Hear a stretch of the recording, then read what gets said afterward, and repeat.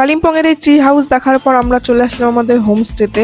And এখানে আসার পর আমি কিছু রিলসের টেক নিচ্ছিলাম। অ্যান্ড এই গ্রামটা দেখো কতটা সুন্দর, আর এই সাইডে পাশেই এগুলো দেখছো, এগুলো হোমস্টে বাড়ি, মানে কত সুন্দর গ্রামটা, পুরো একদম সিনেমাতে দেখো সেই রকম। তারপর এখানে আমাদের খাওয়া দাওয়ার ব্যবস্থা করেছিল হোমস্টেতে।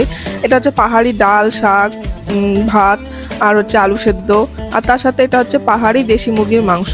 তোমাদেরকে বলে দিই, এখানকার মুরগির মাংসর টেস্টও আলাদা, খেতেও আলাদা, ইভেন দেখতেও আলাদা। তো তারপরে খেয়ে নিলাম, সারাদিন ঘোরাফেরার পরে খেতে তো হবে গাইস।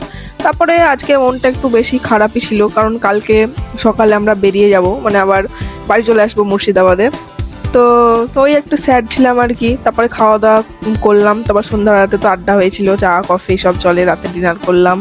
তো তারপরে এখানটায় বসে আছি, খাওয়া দাওয়া শেষের পর পাহাড় দেখছিলাম। পাহাড়ে গিয়েছি, পাহাড়ই তো দেখবো, তাই না?